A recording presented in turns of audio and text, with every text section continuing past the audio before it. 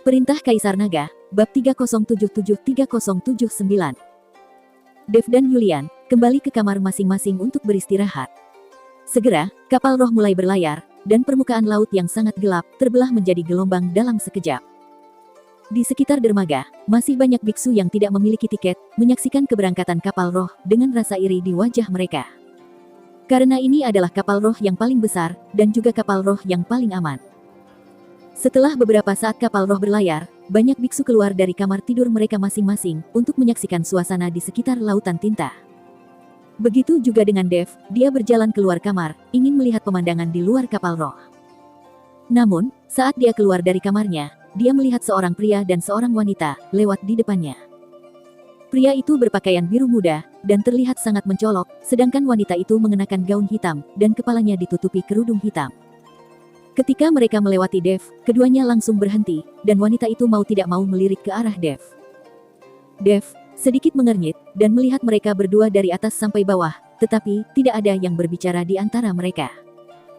Mereka berdua hanya berhenti sejenak, lalu naik ke atas. Terlihat jelas bahwa kedua orang itu memiliki fasilitas yang lebih tinggi, dan lingkungan yang lebih baik. Pembudidaya iblis. Dev sedikit mengernyit, lalu melihat punggung keduanya, dan dia merasakan aura klan iblis pada diri mereka. Meskipun mereka berdua bersembunyi dengan baik, Dev masih merasakan celahnya. Lagi pula, Dev juga memiliki aura iblis, jadi dia lebih peka terhadap aura iblis daripada orang lain. Dev berbalik dan kembali ke kamar, tetapi pada saat ini, Yakub berkata, "Tuan Chen, mereka berdua adalah pembudidaya iblis." "Yah, aku bisa merasakannya. Apakah kamu tahu, dari klan iblis mana mereka berasal?" Dev bertanya kepada Yakub. Meskipun Dev tahu keduanya adalah pembudidaya iblis, dia tidak yakin dari klan iblis mana mereka berasal. Lagi pula, ada begitu banyak kelompok iblis. Sejauh yang diketahui Dev, ada beberapa klan iblis yang cukup besar. Misalnya, iblis api, iblis darah, iblis bayangan, dan iblis angin. Adapun klan iblis besar lainnya, meskipun Dev tidak tahu, pasti masih ada yang lainnya.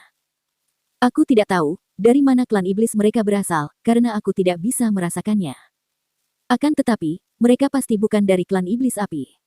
Jika mereka dari klan iblis api, aku pasti akan mengetahuinya, kata Yakub dengan jujur.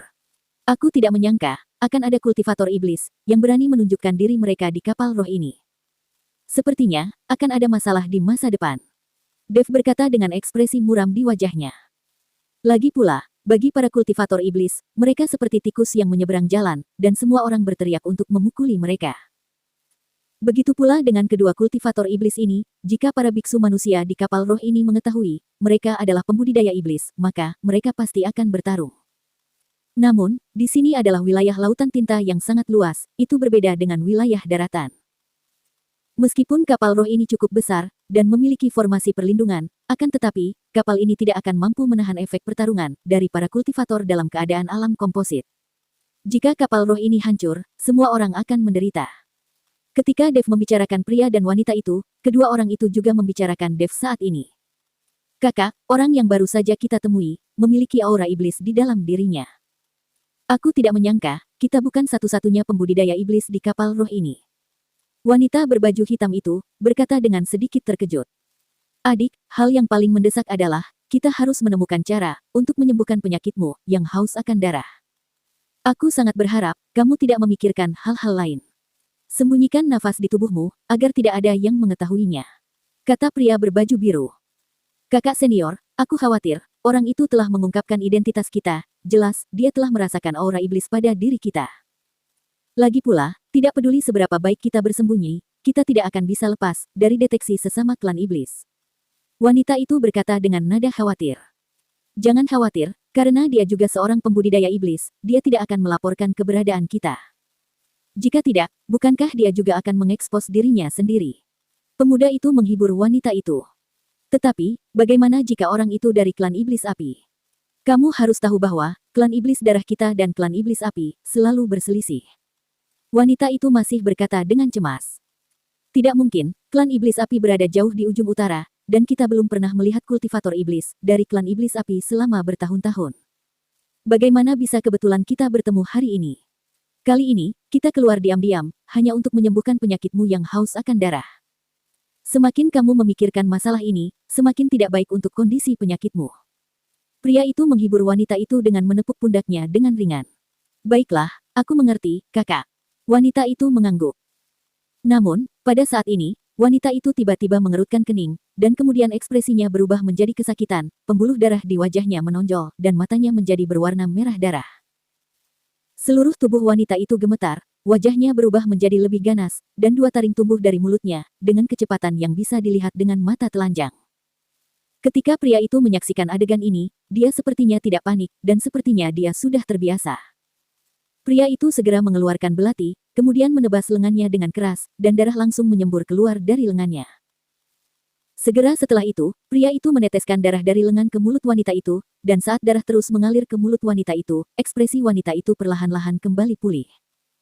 Segera, wanita itu kembali pulih, dan wajah yang awalnya sangat ganas, sekarang tampak begitu menawan.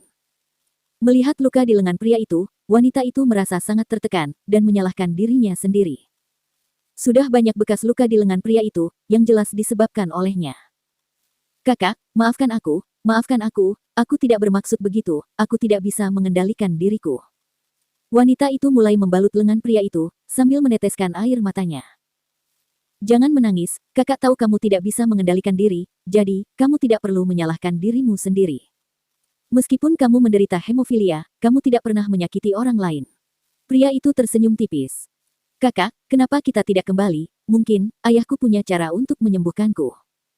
Jika ini terus berlanjut, cepat atau lambat, aku akan menghisap habis darahmu. Wanita itu sangat menyesal, telah menyelinap keluar dari rumahnya, sekarang dia ingin kembali. Tidak, jika tuan kita tahu, kamu diam-diam berlatih teknik iblis darah, dan menderita penyakit haus meminum darah, kamu pasti akan dibakar sampai mati. Tuan kita tidak berhati lembut kepada siapapun.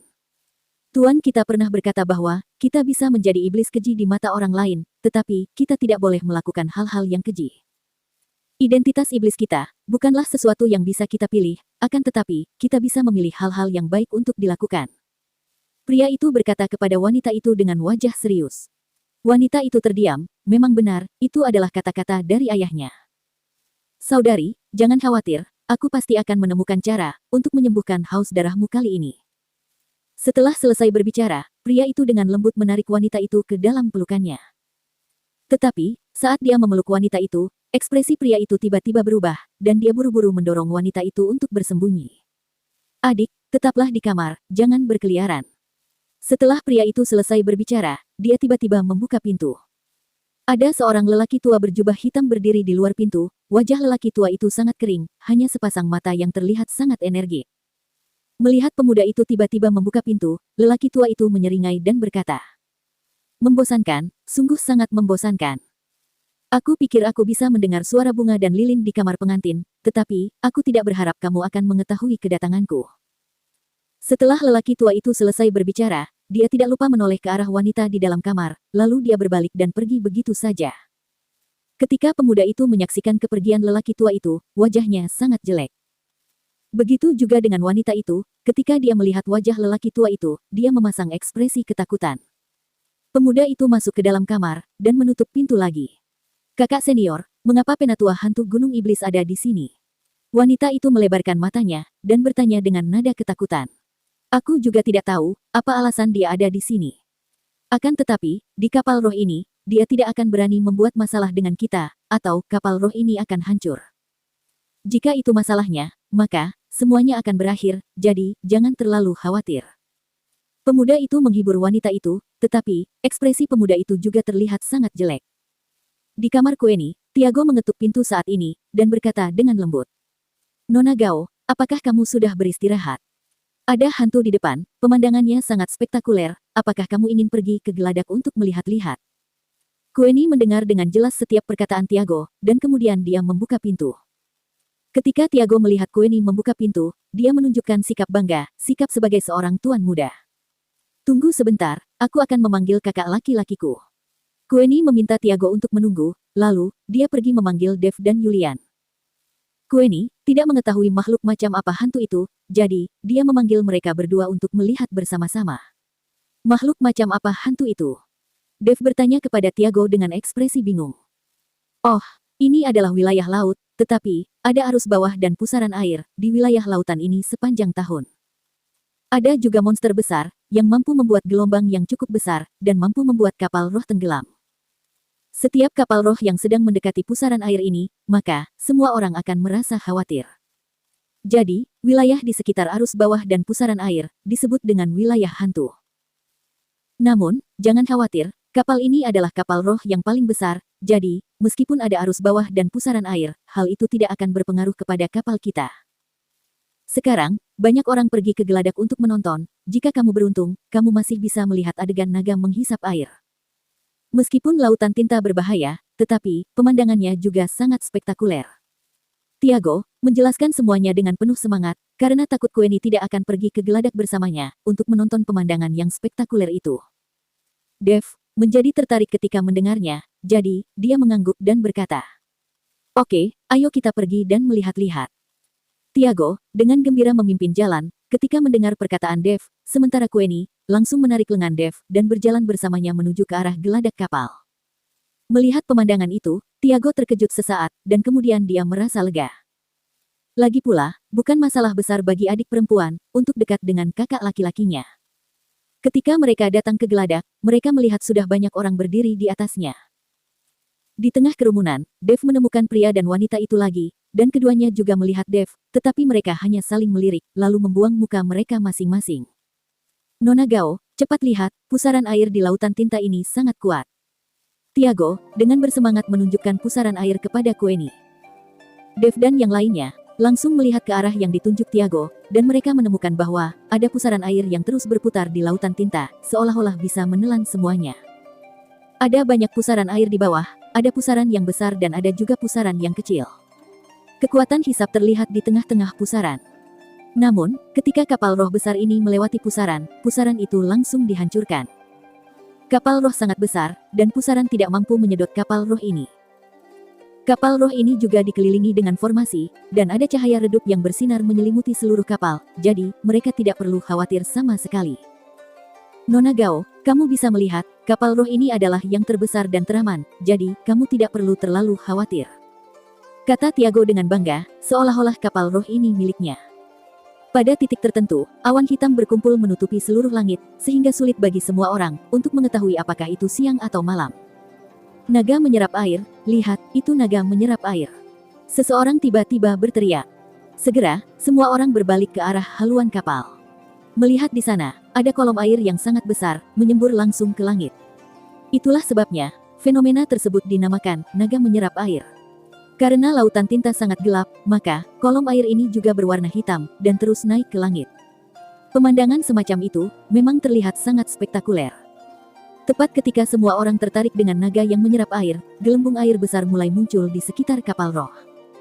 Semua orang tidak memperhatikan gelembung besar ini, dan mereka masih tertarik dengan naga menyerap air. Setelah gelembung besar semakin banyak yang keluar, kemudian ada beberapa kura-kura segera muncul satu demi satu. Kura-kura ini sangat besar, dan jumlahnya ada puluhan. Cukup banyak kura-kura mengepung kapal roh, yang justru membuat kapal roh bergerak semakin lambat, dan akhirnya berhenti. Bersambung.